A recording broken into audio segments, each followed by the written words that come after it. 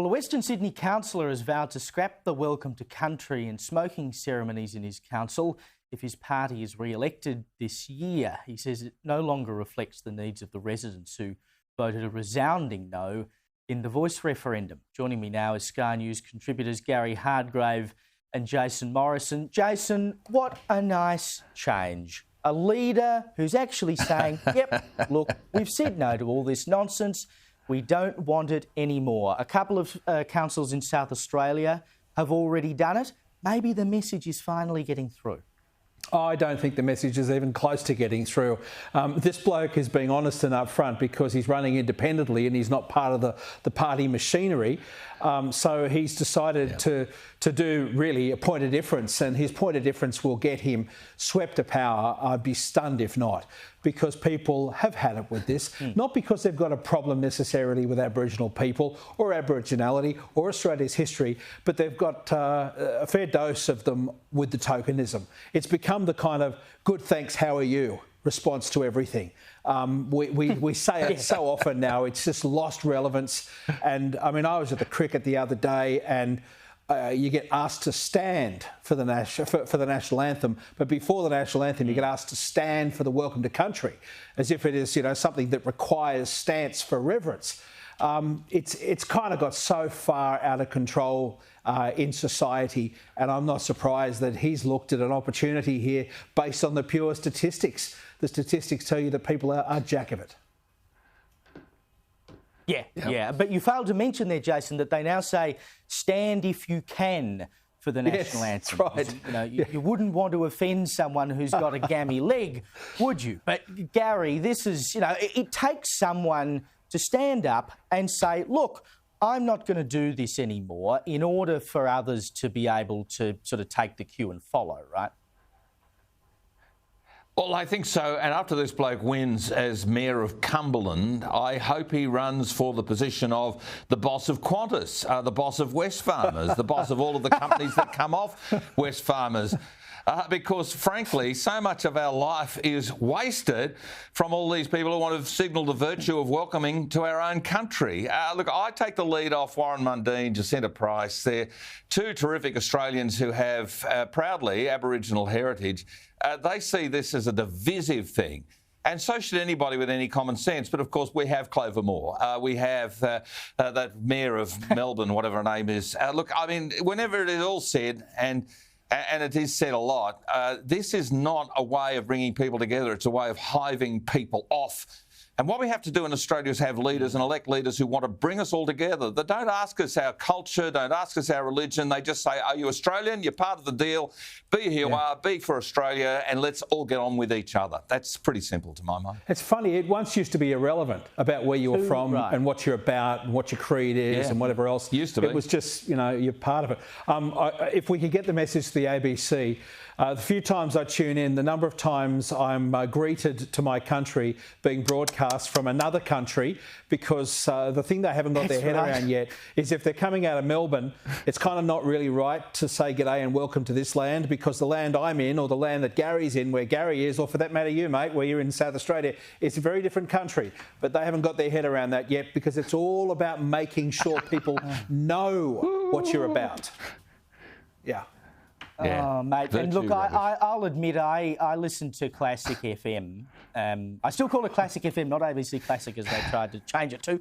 But every time they have a piece of music that has either been composed or performed in Australia, they have to tell you the Aboriginal land on which it was performed. I mean, they're performing some Tchaikovsky. It's got absolutely nothing to do with Aboriginality, but they make sure they get it in.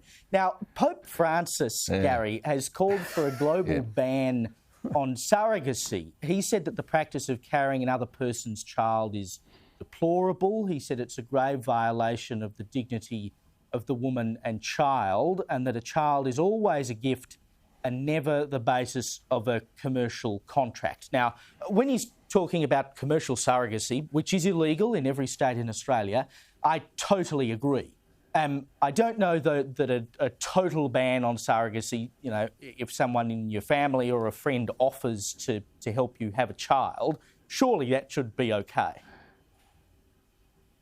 Well, I'm not going to be the moral arbiter in all of this. I think there's a higher authority above even His Holiness the Pope, who might have more of a say in all of this based on Christian teaching and indeed Islam's teaching and the Jewish community. I mean, people of the book, like I guess us, understand that it's not really up for us to judge. But look, I think this whole thing is a dreadful slap across the chops for anybody going through a surrogacy at the moment. So you're right, the absolutism of a total ban, it might have worked in the 1820s, but I'm not sure it works in the 2020s.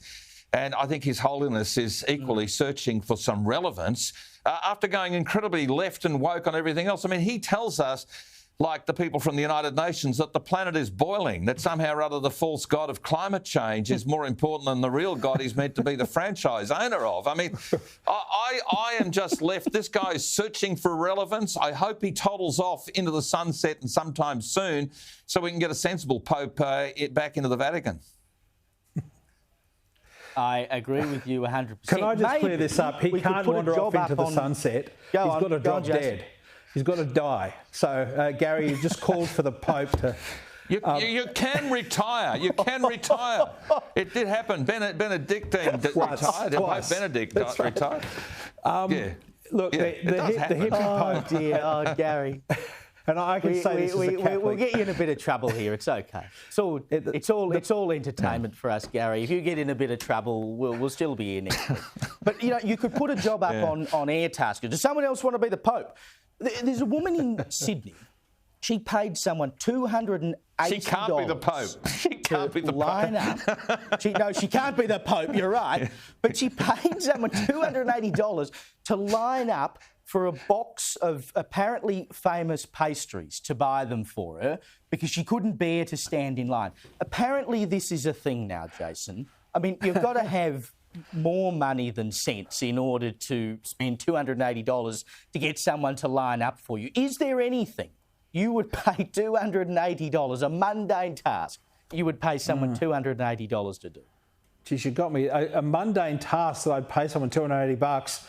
There are plenty of mundane tasks I pay that too. They're mundane because I don't know how to do them. and the tradesmen and women of Australia enjoy the benefits of it.